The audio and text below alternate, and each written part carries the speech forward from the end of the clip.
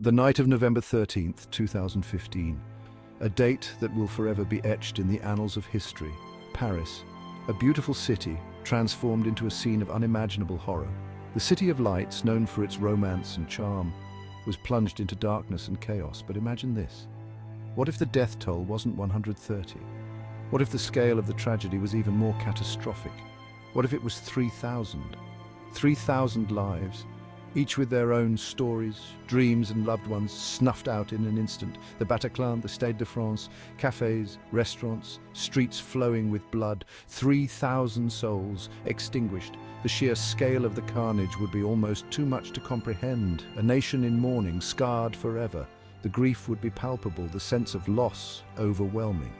This is the chilling reality France would face, the heart of the nation broken, the streets of Paris, once filled with laughter and joy, now echoing with sorrow and despair.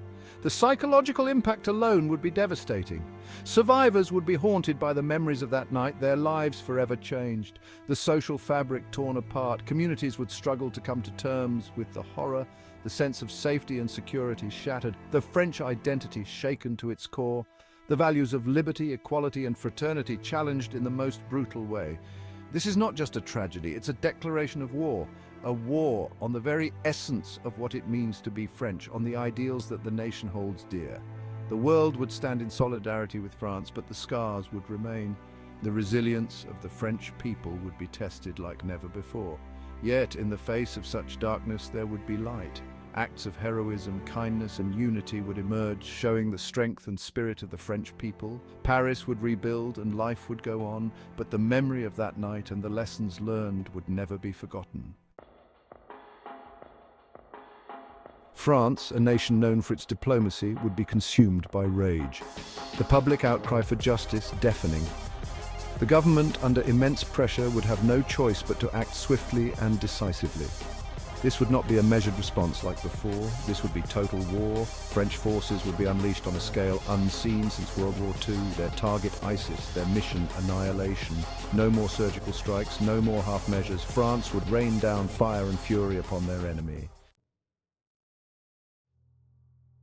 The world watches in horror and disbelief. The sheer magnitude of the attack sends shockwaves across the globe. This is not just France's tragedy, it's a global crisis. The international community rallies behind France, offering condolences and support. NATO invokes Article 5 for the first time in response to a terrorist attack. Military forces from across the globe mobilize. The war on terror, already a global endeavor, escalates to an unprecedented level. The attack forces nations to choose sides. Some stand with France, united against terrorism. Others, hesitant to engage in another conflict, offer cautious support. Old alliances are tested and new ones are forged. The geopolitical landscape shifts dramatically. The Middle East, already a powder keg, becomes even more volatile. The world holds its breath, bracing for the consequences. Section 5, the shifting sands of the Middle East. The Middle East is thrown into further chaos. The fight against ISIS intensifies, with Western forces pouring into the region. But the enemy is elusive, blending in with civilians using guerrilla tactics. The conflict spills over into neighboring countries, destabilizing the entire region. The lines between enemy and civilian blur. The war on terror becomes a quagmire, with no easy solutions in sight. Section 6. The human cost of war, a region in turmoil. The human cost of this escalated war is staggering. Millions are displaced from their homes, fleeing the violence. Hospitals overflow with the wounded. Children grow up surrounded by death and destruction. The world bears witness to a humanitarian crisis of epic proportions. Aid organizations struggle to meet the overwhelming need. The cycle of violence seems endless, leaving a generation scarred by trauma. Section 7, France divided, the domestic front. The nation stands at a crossroads, with its people torn between conflicting ideologies and emotions. Back in France, the nation is deeply divided. On one side, there are those who fervently support the government's stance. believing that strong military action is the only way to ensure national security and honor the memory of those lost. The government's aggressive military actions are met with both support and opposition. Supporters argue that a firm response is necessary to deter future threats and to show the world that France will not be intimidated. Some argue that France is obligated to avenge its fallen citizens. They believe that justice must be served and that the nation has a duty to protect its people by any means necessary. Others fear that the country is sacrificing its values in the pursuit of vengeance. They worry that the aggressive stance undermines the principles of liberty, equality and fraternity that France holds dear.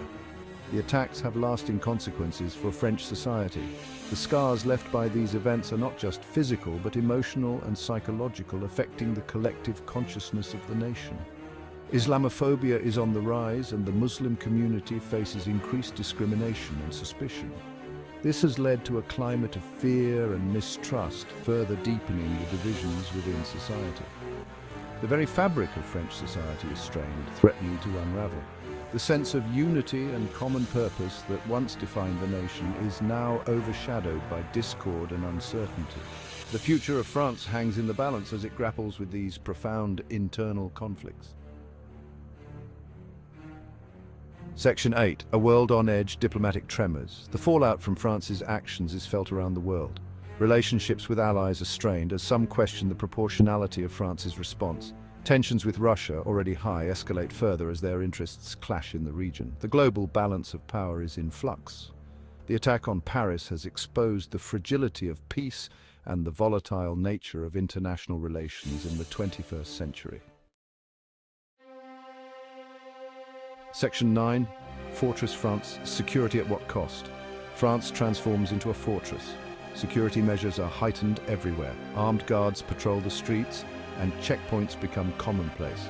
Surveillance increases and civil liberties are curtailed in the name of safety. France, once a beacon of freedom and liberty, struggles to balance security concerns with the preservation of its democratic values. The question lingers, at what cost security? Section 10.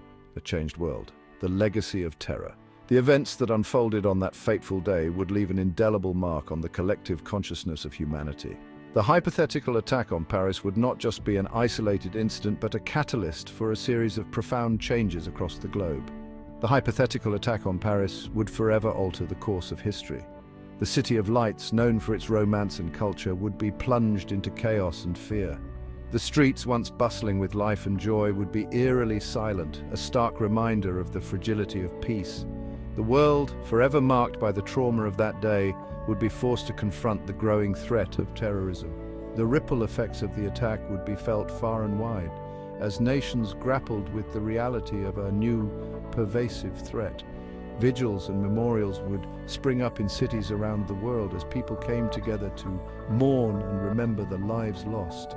The global community would need to find new ways to cooperate and address the root causes of extremism. International leaders would convene, setting aside differences to forge a united front against the scourge of terrorism. Solidarity would become the watchword as diverse groups of people joined hands, determined to build a safer, more inclusive world. The fight against terrorism would be long and arduous, demanding vigilance, resilience, and unwavering commitment to justice and peace. Military personnel, police, and first responders would be on the front lines, their bravery and dedication a beacon of hope in dark times. The world would watch as these heroes worked tirelessly to protect and serve, their actions a testament to the enduring human spirit. The world would never be the same, but from the ashes of tragedy there is always hope for a better tomorrow. As the sun rose over the city's skyline, it would symbolize a new beginning, a chance to rebuild and renew. Children playing in the park would be a poignant reminder of the innocence and joy that still exists, even in the face of adversity. The legacy of terror would be one of resilience and hope, a testament to the unbreakable human spirit and the enduring quest for peace and unity.